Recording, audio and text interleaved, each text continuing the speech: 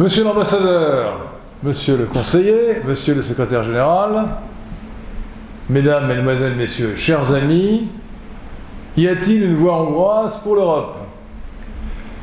Nous sommes fiers, heureux et honorés de vous recevoir, monsieur l'ambassadeur, pour traiter de cette question importante, ô combien, et d'actualité, puisque dans quelques mois, il y aura les élections européennes, le 26 mai 2019.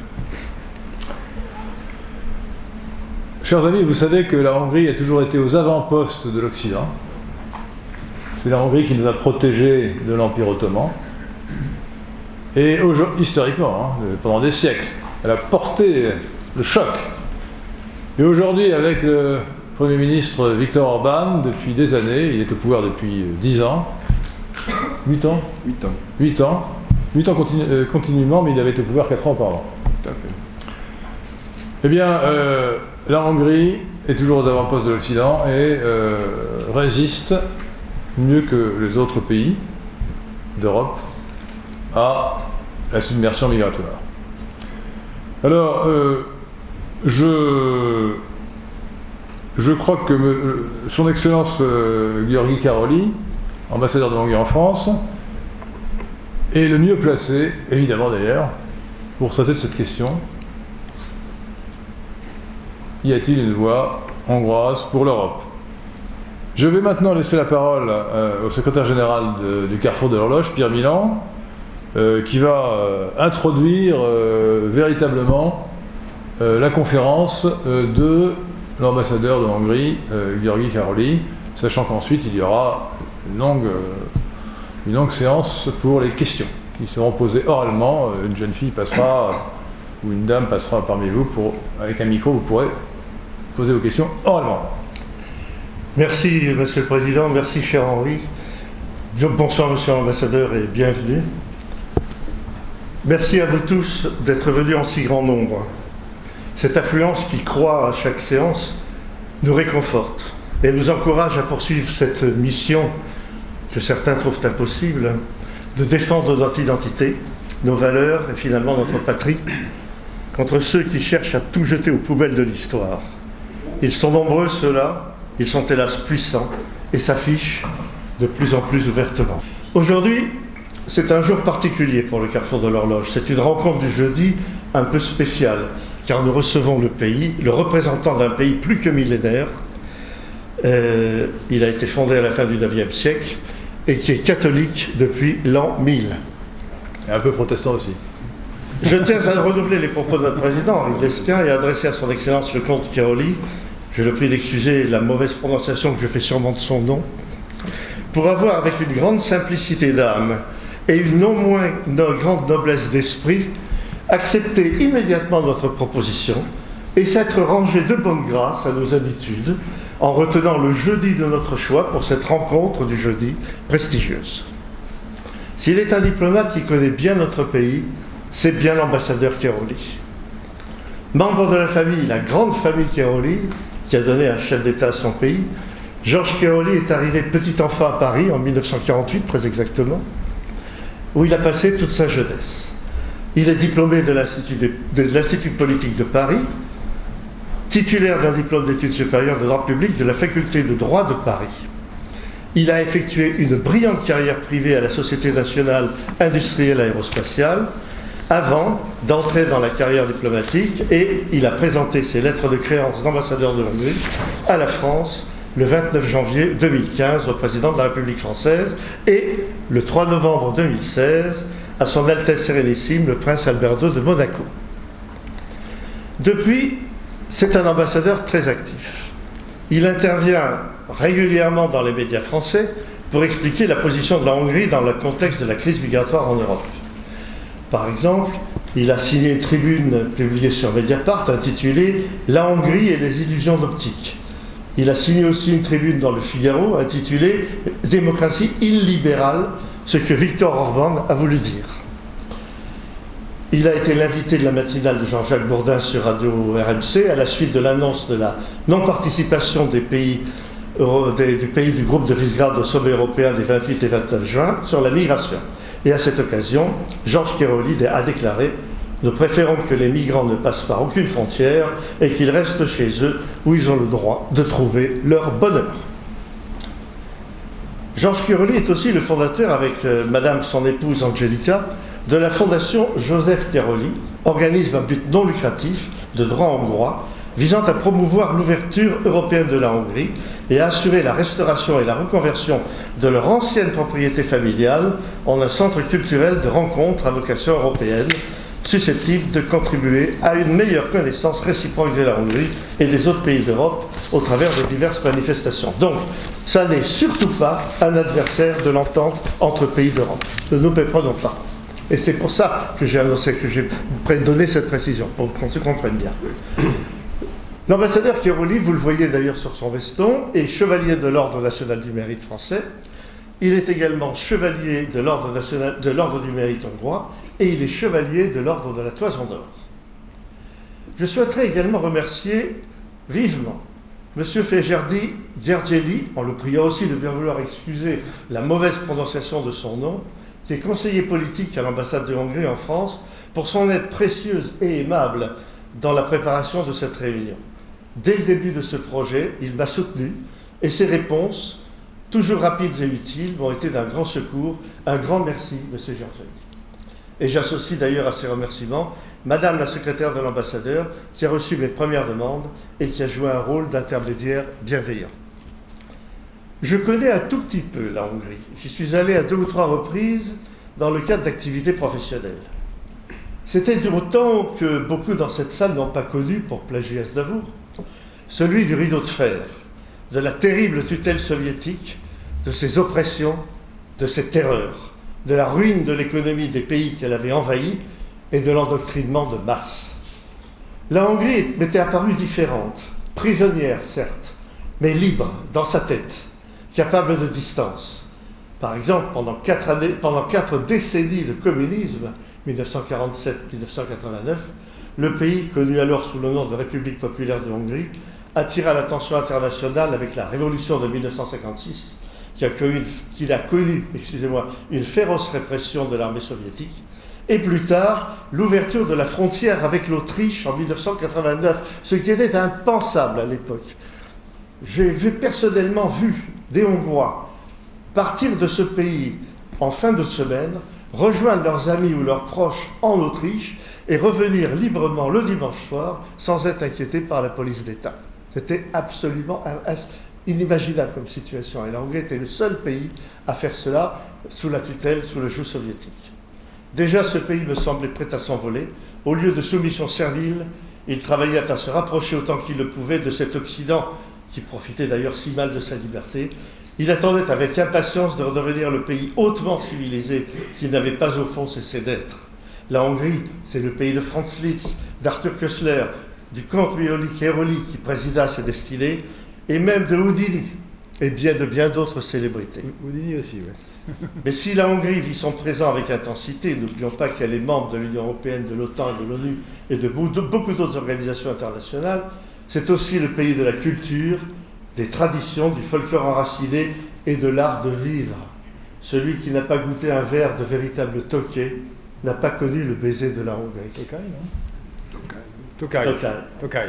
Plus sérieusement, tu me laisses terminer. Ce pays incarne ce que nous disons nous-mêmes au carrefour de l'horloge. Le futur d'une nation doit plonger ses racines dans son passé. La Hongrie est aussi membre du groupe de Visegrad. Le groupe de Visegrad est un groupe informel qui réunit 4 pays d'Europe centrale, la Hongrie, la Pologne, la République tchèque et la Slovaquie. Tout ça, vous le savez. Ce que vous ne savez peut-être pas, c'est que le groupe de Visegrad date de 1335, lorsque les rois de Bohême, de Pologne et de Hongrie se rencontrèrent dans la ville hongroise de Visegrad pour créer une alliance anti-Habsbourg. Mais le V4 moderne, comme on l'appelle, a démarré lors d'un sommet des chefs d'État et de gouvernement afin de mettre en place les coopérations entre ces États en vue d'accélérer le processus d'intégration européenne. De là vient le premier nom du groupe, Triangle de Visegrad. Ces 3 États allaient devenir 4 avec la participation de la Tchécoslovaquie le 1er janvier 1993, mais le terme de triangle s'utilise encore parfois. Seulement voilà, Comme l'ont écrit de certains médias, dont notamment Bretz Info et aussi Chantal Delson, après une décennie d'appartenance à l'Union européenne, bon nombre de rêves et d'espérances se sont envolés en Europe centrale. On comprend peu à peu qu'une bureaucratie mondialiste, libérale-libertaire, tient les rênes des institutions et que ce qui leur a été vendu comme la voie du salut est bien éloigné de la réalité. Souvent traités comme des pays de second ordre, soumis à des règles qui ne leur sont pas favorables, les 4 de Visegrad commencent à déchanter. Et en 2015, avec la crise des migrants, le long de la route des Balkans, tout bascule. Sous l'impulsion de l'homme fort de Budapest, l'ancien libéral anticommuniste devenu national-conservateur Viktor Orban, le groupe de Visegrad se mobilise pour, dans un premier temps, assister la Hongrie afin de protéger sa frontière. Et une barrière frontalière est érigée. Le V4 refuse d'une même voix les quotas de migrants voulus par Bruxelles. Depuis, une ligne de fracture se dessine de plus en plus le long de l'ancien rideau de fer, et elle se fait de plus en plus concrète. J'arrête là la citation des différents médias que j'ai lus. En fait, la Hongrie, comme les autres pays membres de ce groupe, ont vécu une immense déception. Croyant retrouver leur liberté avec leur identité lors de la chute du mur de Berlin, ils ont vu dans l'Europe de Bruxelles la grâce de la providence. Hélas, l'Europe, ou plus exactement les institutions européennes, avaient mué. D'abord simple union douanière, elles étaient devenues, libido dominandi aidant, une administration supplémentaire, puis dominante, puis une organisation supranationale, puis une secte. Une secte dont l'utopie et l'égalitarisme forcé, le mondialisme imposé avec la négation des nations pour conséquence, le cosmopolitisme et la négation des peuples et de leurs identités. Une secte qui a des gourous persuadés d'être chargés de conduire les peuples au paradis de l'uniformité. La Hongrie se reconnaît-elle dans cet ensemble étouffant des nations? A-t-elle une autre vision de l'Europe? Y a-t-il une voie hongroise pour l'Europe, monsieur l'ambassadeur? Merci à monsieur le secrétaire général.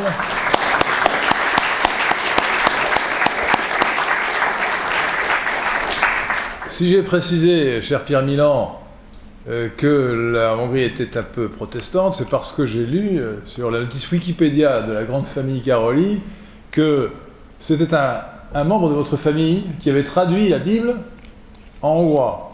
C'est un homonyme. Ah, c'est un homonyme, pardon, alors c'est une erreur de la notice Wikipédia. C'est un homonyme. C'est un homonyme. Alors excusez-moi, j'ai cru que ce qui était sur Wikipédia était vrai. Mais en tout cas, ce qui est sûr, c'est qu'il y a une forte communauté calviniste en Hongrie et que la Hongrie n'a pas vécu la révocation de l'édit de Nantes. Bon, monsieur le Président, vous avez tout à fait Monsieur l'ambassadeur, alors y a-t-il une voie hongroise pour l'Europe? Il y a certainement une voie hongroise pour l'Europe, mais avant d'en parler, je voudrais vous remercier de m'avoir invité et de me donner la possibilité de m'exprimer devant votre carrefour de l'horloge. Et je vois que d'ailleurs je suis très touché que vous connaissiez mieux ma famille que moi-même, parce que vous en avez donné une description tout à fait exacte. Et pour rebondir un instant sur le protestantisme, vous avez tout à fait raison, la Hongrie n'est pas un pays aussi uniformément catholique que la Pologne, par exemple. Certes, le catholicisme est majoritaire, mais il y a une minorité protestante calviniste très importante en Hongrie, qui représente à peu près 25% de la population. Et lorsque le gouvernement actuel affirme promouvoir les valeurs chrétiennes et les racines chrétiennes de la Hongrie, il faut savoir que ce gouvernement est composé pour plus de la moitié par des protestants. Des calvinistes. Calvinistes, tout à fait. Il y a également une petite communauté luthérienne, mais ce sont les calvinistes qui sont en majorité parmi les protestants. Ma dernière interférence, mais c'est un lien supplémentaire entre nos deux pays, puisque Jean Calvin, comme vous le savez, était français. Tout à fait. Le Premier ministre hongrois actuel est protestant, le ministre de la Justice est protestant, le ministre de l'Économie est protestant, le ministre de la Chancellerie est protestant, donc il y a beaucoup de protestants dans la République hongroise. Alors, y a-t-il une voie européenne pour la Hongrie? Y a-t-il une vision européenne de la Hongrie? Et la réponse est évidemment oui. Et cette vision et cette voie ne date pas d'hier, puisque vous avez fort justement rappelé que la Hongrie a une histoire millénaire qui est d'ailleurs à peu près la même que celle de la France, puisque chacun sait que l'arrivée au pouvoir sur le trône de France de Hugues Capet date de 987, et l'an 1000, année au cours de laquelle le roi de Hongrie, Saint-Étienne, a été couronné, c'est 13 ans plus tard. Donc on pourrait dire que la France et la Hongrie sont pratiquement jumelles quand on regarde leur passé historique.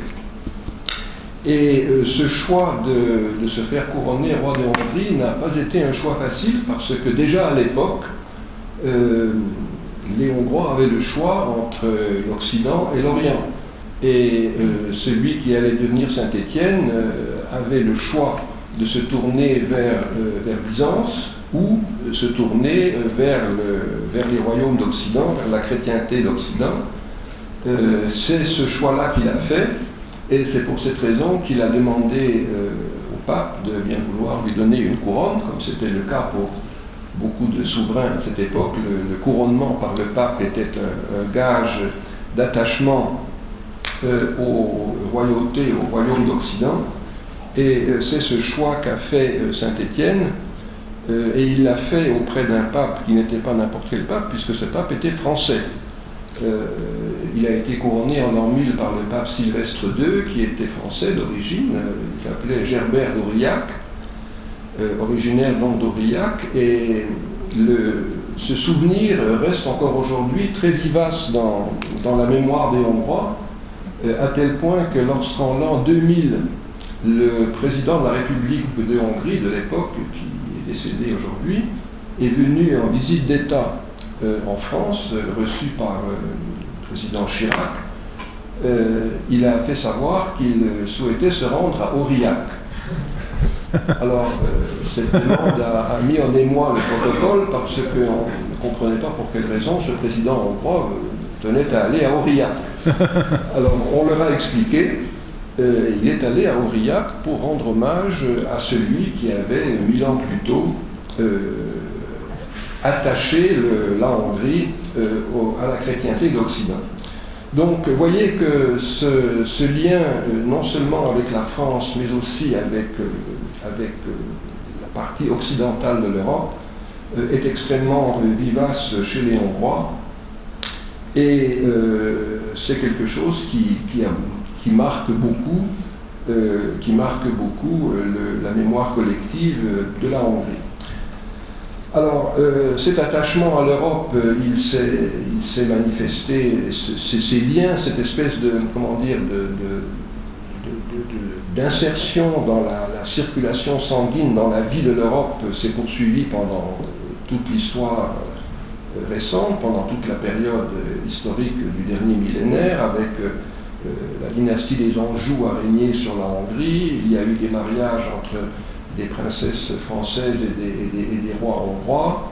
Le prince Rákóczi lui-même, qui était un grand, le grand représentant de l'indépendance hongroise après que les Turcs aient été chassés de Hongrie, est venu à Paris. Il a été reçu par Louis XIV, etc.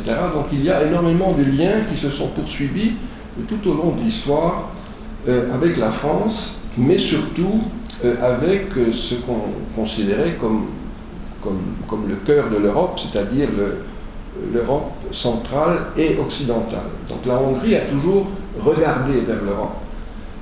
Elle a toujours regardé vers le côté occidental de l'Europe. On dit toujours que quand on regarde quelque chose vers quelque chose, ça veut dire qu'on rend hommage à la fois à son origine, et l'origine elle est à l'est, derrière moi, et celui que je regarde et à la relation avec laquelle j'aspire se trouve devant moi. Et bien donc les Hongrois regardent très nettement vers l'Occident, et l'Occident, c'est tout un ensemble de pays dont la France fait partie.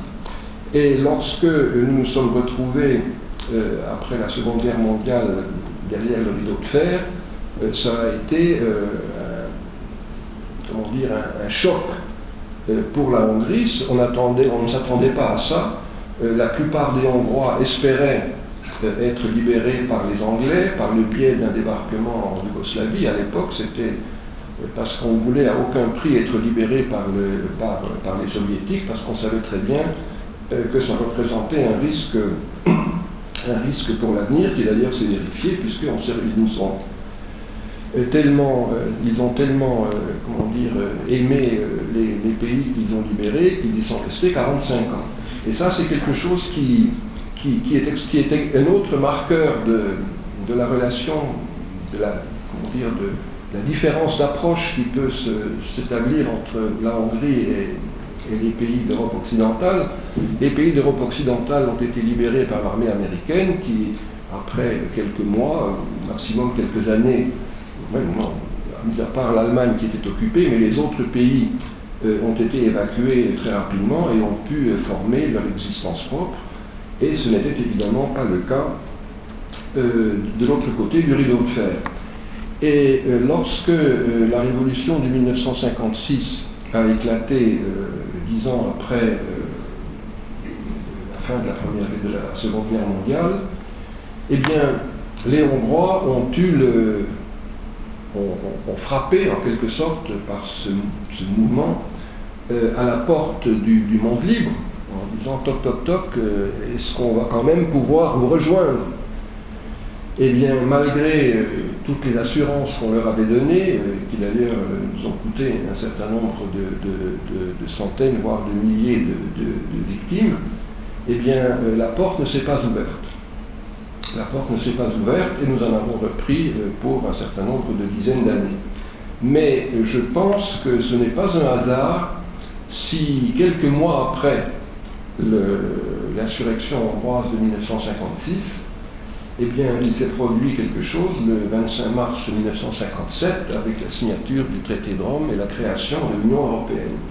Donc, on peut dire d'une certaine manière que la révolution hongroise de 1956 a été le précurseur ou le déclencheur de la création d'une Europe institutionnelle sous la forme des 6 pays fondateurs que vous connaissez bien. Alors, il a évidemment, entre 1957 et 1990, il s'est encore écoulé 33 ans, qu'il nous a fallu attendre derrière le rideau de fer avant de pouvoir enfin en sortir. Et vous avez évoqué les événements de 1989-1990, où la Hongrie a enfin pu s'ouvrir. Elle s'est ouverte à l'Occident, et elle a effectivement adopté avec un certain enthousiasme ce qui était à l'époque considéré comme la clé de la liberté, c'est-à-dire ce qu'on entend par libéralisme. Et il y a eu une très longue période pendant laquelle la Hongrie, comme d'ailleurs tous les autres pays d'au-delà du rideau, les anciens d'au-delà du rideau de fer, ont adopté la ligne libérale qui était à la mode et qui correspondait au modèle en vigueur depuis longtemps dans les démocraties occidentales. Il y a eu aussi une autre facette de la transition qui mérite d'être évoquée pour bien comprendre la suite, c'est que en 1990, la transition en Hongrie s'est faite de manière très douce. Il n'y a pas eu de révolution, le sang n'a pas coulé, tout ça s'est fait dans une certaine convivialité, sous la forme des fameuses tables rondes entre le pouvoir de l'époque, qui n'en avait plus beaucoup, et l'opposition qui commençait à se structurer. Et par conséquent, la constitution hongroise, qui était une constitution de type soviétique, puisqu'elle datait de 1949, elle avait été formée sur le modèle de la constitution soviétique de 1936, a évidemment été assez largement bouleversée, émasculée de tous ces éléments caractéristiques d'un régime dictatorial, et on a pu dire que la seule chose qui en restait, c'était que la capitale du pays était Budapest. Mais enfin, il n'empêche que cette constitution n'avait jamais été soumise à un vote populaire ou à une assemblée légitimement élue. Sa modification avait été le fait de négociations entre différentes formations politiques sans qu'elle n'ait jamais été validée par qui que ce soit. Donc il y avait dès 1990 une attente, un besoin pour une nouvelle constitution qui matérialise véritablement le changement de régime. Et il a fallu attendre 20 ans, 2010, pour qu'une nouvelle constitution soit effectivement adoptée en Hongrie à l'initiative du gouvernement actuel qui est arrivé au pouvoir à ce moment-là. Alors, ce qui s'est passé pendant les 20 premières années de la transition explique tout ce que l'on constate aujourd'hui, notamment en matière de libéralisme et surtout en matière de ce slogan que tout le monde a en tête et qu'on répète du matin jusqu'au soir, de la démocratie illibérale. Donc je pense que vous souhaitez peut-être que je vous dise quelques mots sur ce qu'il faut entendre par cette notion, parce qu'il y a eu énormément de malentendus qui se sont formés autour de cela. Le malentendu principal consiste à dire que cette démocratie illibérale est égale à la renonciation aux grandes libertés publiques apportées par la transition démocratique. Il n'en est absolument pas question. Ce n'est pas du tout ça que notre Premier ministre a voulu dire quand il a déclaré qu'il souhaitait bâtir une démocratie non libérale. Et d'ailleurs, il l'a précisé dans son discours, c'est un discours qu'il avait tenu en 2014. Il avait dit, bien entendu, ce que nous appelons démocratie illibérale ne signifie en rien le renoncement aux grandes libertés publiques que sont la liberté d'expression, la liberté de la presse et toutes les grandes libertés dont nous jouissons tous en Hongrie comme ailleurs en Europe. Le concept est beaucoup plus subtil que ça et à la limite beaucoup plus inoffensif. Et je voudrais donner deux types d'exemples. Le libéralisme contre lequel s'élève notre Premier ministre se manifeste à deux niveaux principaux, un niveau économique et un niveau, je dirais, sociétal.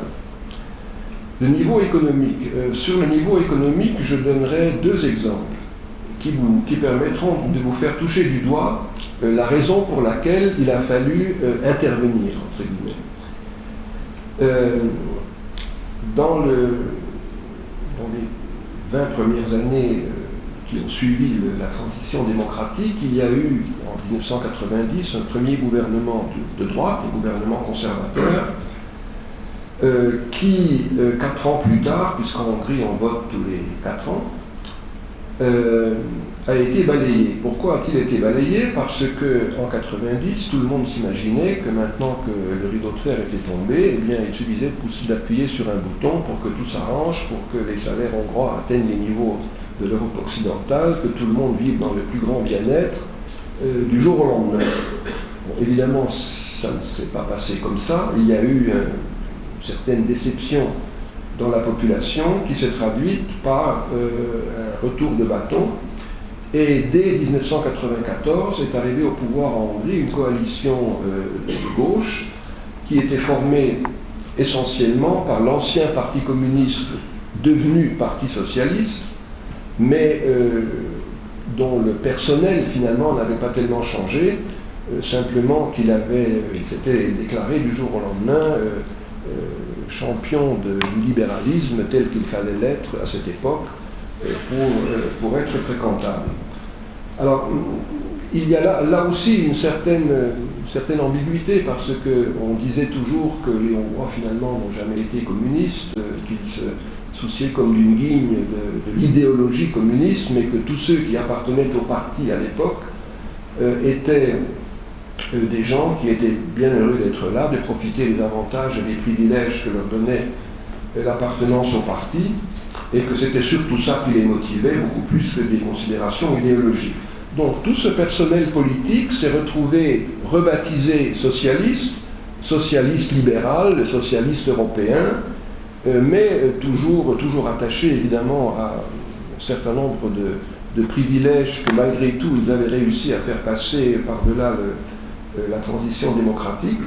Et pour donner des gages de leur appartenance à l'Europe libérale de l'époque, ils ont pris un certain nombre de mesures qui aujourd'hui font froid dans le dos et qui sont les suivantes. Il a été décidé par exemple de supprimer, et ça a été fait au début des années, dans le courant des années 2000, après le premier gouvernement Orban, mais avec au moment du retour au pouvoir d'une majorité socialiste, il a été décidé de supprimer purement et simplement le régime de retraite par répartition et de le remplacer par un régime de retraite par capitalisation, à titre exclusif et obligatoire. Alors ça, c'est pas rien, parce que ça mettait la totalité des retraités hongrois entre les mains de l'évolution des marchés financiers qui, certes, pouvaient leur apporter la fortune, mais qui aussi, en cas de mauvaise conjoncture, risquaient tout simplement de les priver de retraite, étant donné que c'était le seul système et qu'il était obligatoire. Chacun se souvient de l'expérience de la compagnie d'assurance Equitable Life qui a provoqué la ruine d'un certain nombre de retraités britanniques.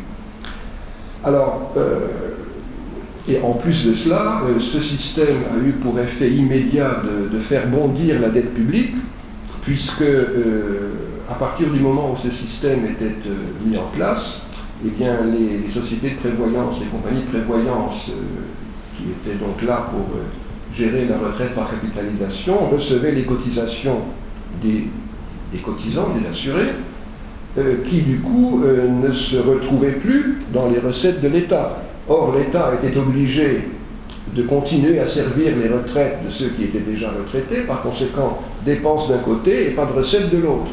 Et donc, comme il fallait bien payer, donc c'est à ce moment-là que la dette publique de la Hongrie a bondi. Lorsque M. Orban est arrivé au pouvoir en 2010, il a vu la bombe à retardement que cette mesure représentait et il a mis fin à ce système. Il a mis fin à ce système et on n'a pas de manière obligatoire d'ailleurs, on a demandé aux assurés ce qu'ils souhaitaient. Est-ce que vous souhaitez rester dans la capitalisation? Est-ce que vous souhaitez revenir dans la répartition? Eh bien, ils ont à 90% choisi de revenir dans la répartition. Ce qui veut dire que, et alors là aussi, pourquoi je donne cet exemple en matière de libéralisme? Parce que l'idée était que finalement, l'État n'a rien à voir dans le système des retraites, les marchés s'équilibrent, les marchés, au bout du compte, finissent par trouver le bon moyen d'assurer le bien-être des populations. Donc il y avait une confiance illimitée dans quelque chose qui finalement comportait en revanche un risque majeur. Donc ça aussi, ça peut être considéré comme une mesure illibérale d'être sorti de ce système. Deuxième exemple, celui de l'endettement en devises étrangères. Là aussi, l'idée libérale consistait à dire chacun doit être libre de ses choix. Quand vous voulez acheter votre maison, vous la choisissez bien sûr, mais vous choisissez aussi votre banque, vous choisissez le mode de financement que vous souhaitez. Et puis voyez, les taux d'intérêt sur la monnaie hongroise sont tellement élevés que maintenant il est peut-être intéressant de s'endetter en devises étrangères parce que le taux d'intérêt du franc suisse est beaucoup plus bas. Par conséquent, en vertu de la liberté laissée à chacun de choisir de quelle manière il souhaite vivre et se financer, on a incité les Hongrois à s'endetter en devises étrangères, et même pas en euros, mais en francs suisses. Alors, tous ceux qui connaissent ce système savent bien que quand on s'endette en devises étrangères, on accepte quelque part le risque de change, mais au moins on estime qu'il sera compensé par des taux d'intérêt très inférieurs. Or, ce n'était absolument pas le cas parce que les contrats qu'on avait signés par les Hongrois étaient rédigés de telle sorte qu'en cas de tension sur le franc suisse, eh bien, les banques auraient du mal à se les procurer et par conséquent, il fallait répercuter la charge sur les assurés.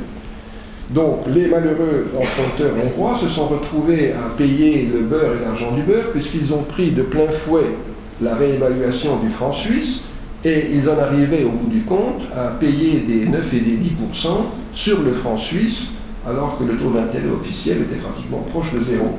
Ça aussi, c'était une bombe à retardement social, parce que si ça avait continué comme ça, eh bien, il y avait 2,5 millions de ménages hongrois, donc 3/4 de la population, qui risquaient de se trouver en faillite personnelle. Donc là aussi, il a fallu faire quelque chose. On a arrêté les frais, on a obligé les banques à rembourser les intérêts indûment perçus, on a obligé les banques à convertir en forint les prêts en francs suisses à un taux inférieur au taux courant. Donc on a pris des mesures qui ont été peut-être considérées comme illibérales, mais qui finalement étaient indispensables pour éviter l'explosion sociale que ce système portait en lui. Voilà pour le côté économique. Et au niveau sociétal, qu'est-ce que nous appelons illibéralisme? Eh bien, le libéralisme consiste à dire que, par exemple, tous les modes de vie sont équivalents. Le mariage n'est pas forcément l'union d'un homme et d'une femme, mais ça peut être autre chose. Tout cela, finalement, chacun est libre de choisir son mode de vie, et l'État n'a pas à s'en mêler. Par conséquent, le mariage pour tous, le refus de la restriction de cette notion à l'union d'un homme et d'une femme, tout ça relève d'une pensée libérale qui a sa valeur pour certains, mais qui, pour nous, n'est pas ce que la société hongroise aujourd'hui est en mesure d'accepter. Et là, il ne s'agit pas uniquement d'une position propre à la ligne politique du gouvernement actuel, c'est une position qui a été elle-même avouée, adoptée, avouée même, par l'opposition de gauche, qui pourtant aurait pu emboîter le pas à ce qui s'est passé dans d'autres pays. Et il y a consensus en Hongrie pour estimer une mesure telle que celle qui a été adoptée en France sur le mariage pour tous ne passerait pas en Hongrie. Alors, nous avons inscrit dans la Constitution que le mariage pour nous est l'union d'un homme et d'une femme. Donc nous avons privilégié un mode de vie au niveau institutionnel. Et ça peut être, si l'on veut, être considéré comme une mesure illibérale parce qu'elle ne rentre pas dans le canon libéral qui veut que tous les modes d'union soient égaux. Alors tout cela ne veut certainement pas dire que les Hongrois condamnent les modes de vie homosexuels, il n'en est pas question, simplement que nous privilégions un mode de vie plutôt qu'un autre, ne serait-ce que pour des raisons démographiques. Donc ça aussi, ça peut être quelque part considéré comme non libéral. Et puis il y a aussi au niveau des migrants, par exemple, la pensée libérale dit que finalement tout le monde a des droits, que ce soit les autochtones ou que ce soit les autres. Par conséquent, il ne faut pas empêcher que certaines populations viennent s'installer chez d'autres. Et puis de toute façon, vous autres Hongrois, vous avez un déficit démographique qui est notoire. Vous avez aussi un manque de main-d'œuvre, étant donné que grâce au ciel, notre chômage est pratiquement à zéro, puisque le chômage moyen en Hongrie est de 3,6%. Ce qui veut dire que comme c'est une moyenne nationale, il est nettement plus élevé dans les régions de l'Est qui sont un petit peu moins favorisées, et ce qui veut dire qu'il est pratiquement à zéro dans la partie occidentale qui est plus développée. Donc il y a effectivement un manque de main-d'œuvre. Mais il ne suffit pas de dire qu'un migrant pourra prendre la place d'un travailleur hongrois. C'est peut-être vrai économiquement, et c'est même peut-être souhaitable économiquement. Mais ce que nous voulons dire, c'est que il n'y a pas que le côté économique, il n'y a pas que le côté, je veux dire, les individus ne sont pas des numéros qui sont interchangeables. Et résoudre un problème risque d'en ouvrir un autre.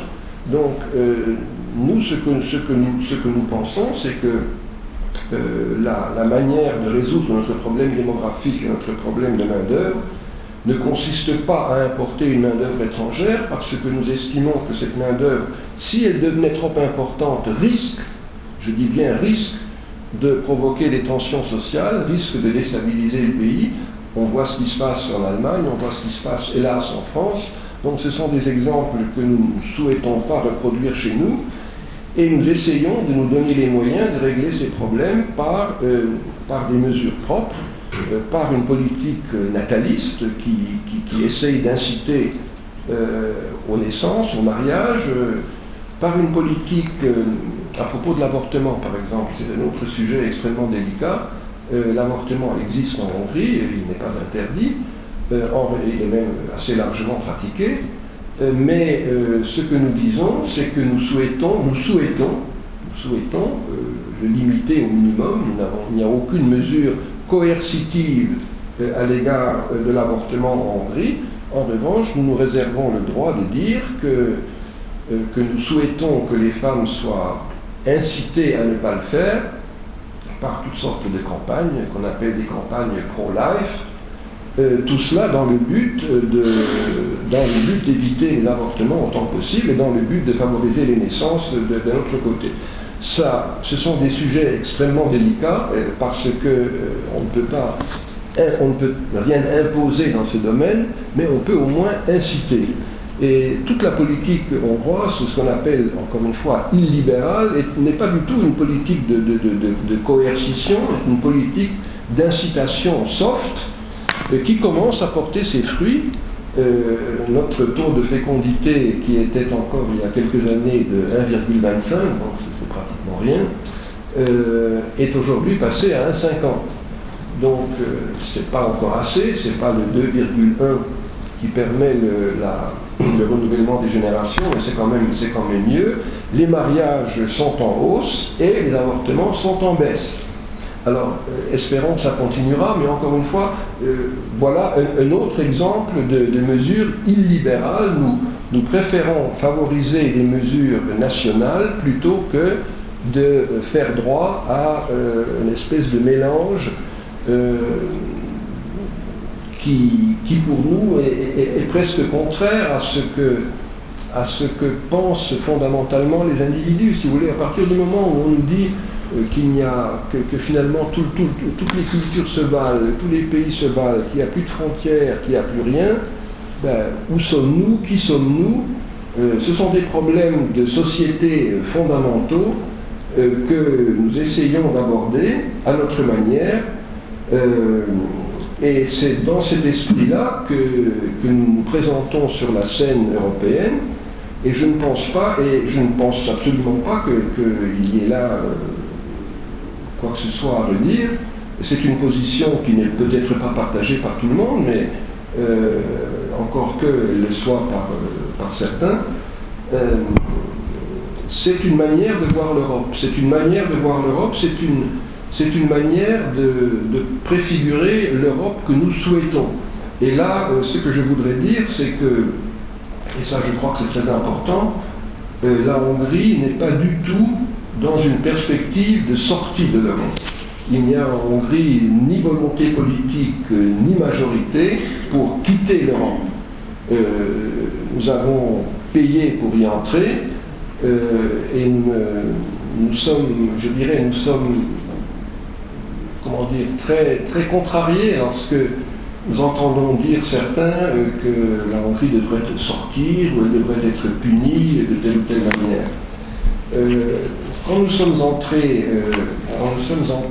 je ne sais pas où j'en suis des 45 minutes. Allez-y. Non mais dites-moi. Ah ben il vous reste une demi-heure. En gros, entre le quart d'heure et une demi-heure. Bon, alors je continue parce que c'est un autre sujet qui vaut la peine d'être cité. Donc il est très important de savoir que la Hongrie fait partie des pays qui souhaitent que l'Europe tourne. Tout le monde parle de la crise de l'Europe, bon, encore que la définition de cette crise soit extrêmement multiforme, mais enfin tout le monde est d'accord pour dire que l'Europe ne tourne pas rond, qu'il y a un problème, qu'il y a quelque chose qui doit être réformé, c'est ce que dit à fort juste titre le président de la République française, c'est ce que nous disons aussi.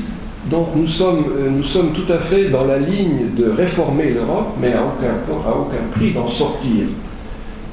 Et c'est pour ça que nous sommes relativement perplexes devant les raisonnements qui consistent à dire qu'il faudrait par exemple couper les fonds structurels à la Hongrie parce qu'elle ferait preuve d'ingratitude vis-à-vis de l'Union européenne qui l'arrose généreusement de dizaines de milliards d'euros de fonds structurels. Là, c'est quelque chose qui nous touche profondément parce que nous voyons dans ce raisonnement une profonde injustice. Les fonds structurels, ce n'est pas une aumône qui serait versée à des miséreux par le bon vouloir de généreux donateurs. Les fonds structurels sont l'une des parties d'une construction économique et financière qui est liée précisément à l'ouverture de nos économies aux pays, à l'Europe occidentale, et donc à des économies infiniment plus développées que la nôtre. Quand nous avons ouvert nos frontières, nous nous sommes jetés, si vous voulez, sans beaucoup de défense, devant des pays plus développés que nous, qui ont du coup, du jour au lendemain, reçu la possibilité d'investir chez nous, qui ont reçu la possibilité d'intervenir sur nos marchés, qui ne s'en sont d'ailleurs pas privés. Beaucoup d'entreprises étrangères sont venues investir en Hongrie. Et vu l'état de sous-capitalisation et de sous-compétitivité chronique avec lequel nous nous présentions, après 45 ans d'économie fermée, eh bien, ça nous a coûté 1 million d'emplois. Il y a eu en Hongrie, dans les premières années de la transition démocratique, on a connu le démantèlement de pans entiers de l'économie hongroise. Des secteurs économiques entiers ont disparu. L'industrie du sucre hongrois n'existe plus, l'industrie du tabac hongroise n'existe plus, et encore une fois, toutes les industries qui, sous l'époque communiste, employaient des salariés à ne rien faire, ont dû fermer leurs portes, et je répète que nous avons perdu 1 million d'emplois pratiquement du jour au lendemain. Donc tout ça, nous l'avons fait accepter à nos opinions publiques. Ça n'a pas été facile, mais on a expliqué aux Hongrois que maintenant nous faisons partie de la grande famille européenne. Nous y sommes entrés dans des conditions telles qu'il fallait faire un certain nombre de restructurations. Il faut considérer que c'est le prix de la liberté, que c'est le prix de l'ouverture. Donc on a fait un effort de pédagogie pour expliquer que c'était inévitable, que ça allait, que ça faisait partie du paquet. Alors, les fonds structurels sont précisément destinés à compenser ce désavantage. Par conséquent, et d'ailleurs, ces fonds structurels que nous recevons, à qui profitent-ils? Ils profitent au bout du compte aux pays qui les versent, étant donné que si nous en avons besoin, c'est bien pour moderniser notre économie. Et comment moderniser notre économie, si ce n'est en faisant l'acquisition de biens d'investissement auprès des pays qui les fabriquent, c'est-à-dire la France, l'Allemagne et quelques autres.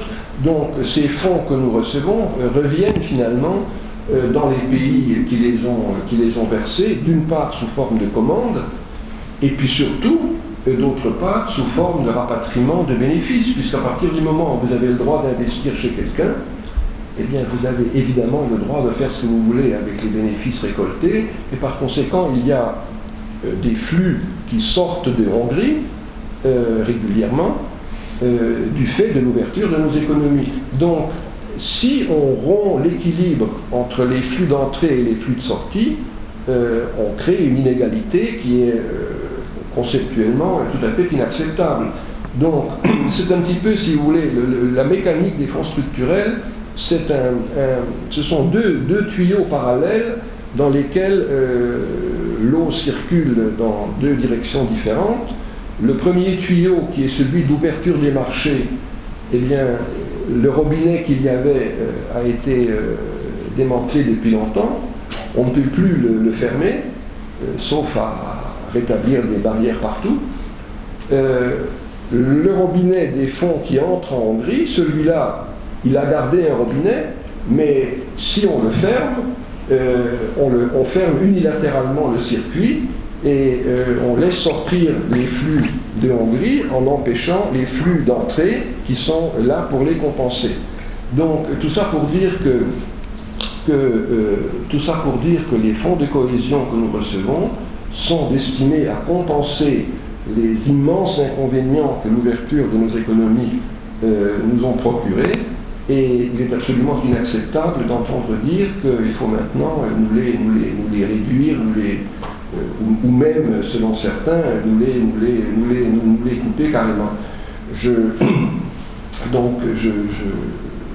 Et d'autant plus qu'il y a également actuellement une certaine tendance à vouloir les lier à ce qu'on appelle la conditionnalité, c'est-à-dire à d'autres critères qui sont totalement étrangers aux raisons intrinsèques de ces flux, comme par exemple le respect de l'état de droit ou l'accueil des migrants, qui n'ont rien à voir avec les fonds de cohésion, qui d'ailleurs obéissent à des règles tout à fait précises au niveau des traités européens, et de toute manière, ce genre d'amalgame ne serait juridiquement pas possible, mais le fait que ça tourne dans la tête de certains nous paraît extrêmement regrettable dans une optique de cohésion européenne, dans une optique d'entente entre les pays de l'Europe. Et tout cela pour vous dire que nous estimons être de bons Européens, nous souhaitons continuer à l'être, et nous souhaitons surtout que pour que l'Europe soit vraiment une Europe qui protège, puisque c'est le terme à la mode, que nous soutenons parfaitement cette notion, l'Europe doit protéger, eh bien, pour que l'Europe protège, il faut d'abord qu'elle soit elle-même unie. Et pour qu'elle soit unie, il faut, à notre avis, qu'elle renonce à cette espèce de culture de la dispute interne, culture de la punition qui cherche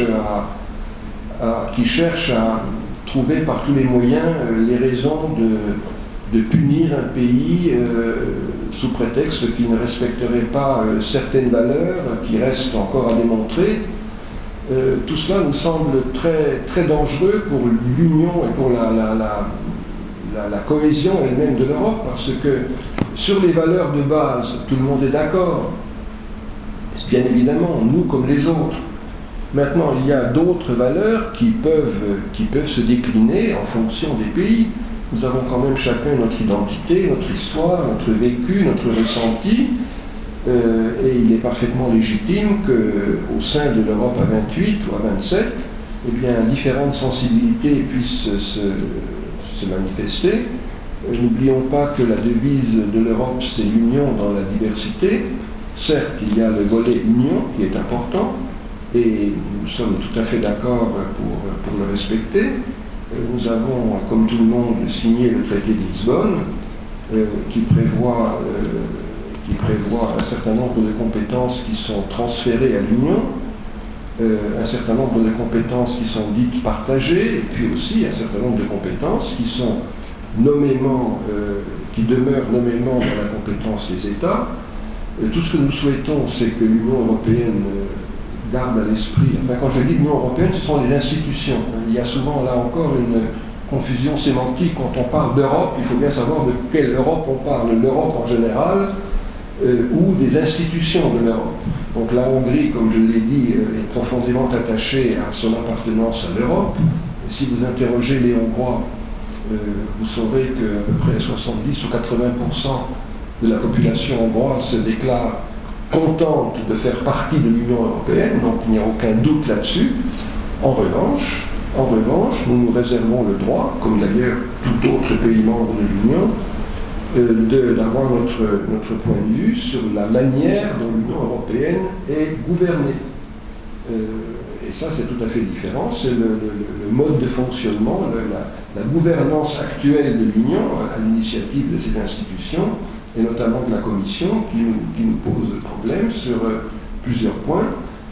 Mais nous sommes parfaitement respectueux des institutions de l'Union dans la mesure où chacun reste à sa place, où la Commission reste à sa place de gardienne des traités et ne cherche pas à prendre des positions politiques pour lesquelles elle n'a pas été mandatée, et où les véritables impulsions politiques sont données par ce qu'on appelle le Conseil européen, c'est-à-dire la réunion des chefs d'État et de gouvernement,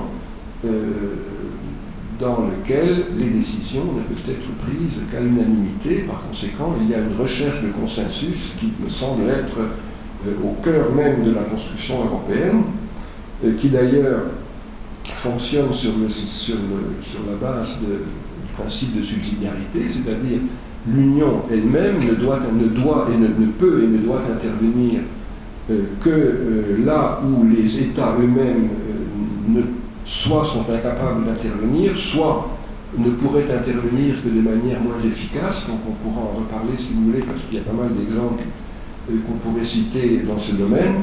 Mais pour faire simple, ce que nous disons, c'est que nous sommes parfaitement chez nous dans l'Union européenne, à condition qu'elle revienne à ses fondamentaux, à condition qu'elle ne cherche pas à dépasser ses prérogatives. C'est un petit peu comme si dans un immeuble de rapport, dans un immeuble en copropriété, le syndic tout d'un coup, le syndic de la propriété, qui est désigné par les copropriétaires, se mettait en tête de leur faire la leçon ou de les morigéner, alors que en fait le syndic est là pour faire ce qu'on lui dit et pas davantage. D'autant plus que la véritable puissance représentée par les membres par les copropriétaires de l'immeuble, pour prendre cette image, ou par les membres de l'Union, pour parler du sujet qui nous préoccupe, eh bien les véritables dépositaires de la puissance, ce sont malgré tout les États. Ce sont les États membres qui disposent des budgets, ce sont les États membres qui disposent de la force armée, de la force publique, ce sont les États membres qui disposent de la souveraineté, ce sont eux qui prennent les décisions. Et personne d'autre ne peut les prendre à leur place. Par conséquent, nous sommes partisans de ce point de vue-là. La vision européenne de la Hongrie, c'est ça.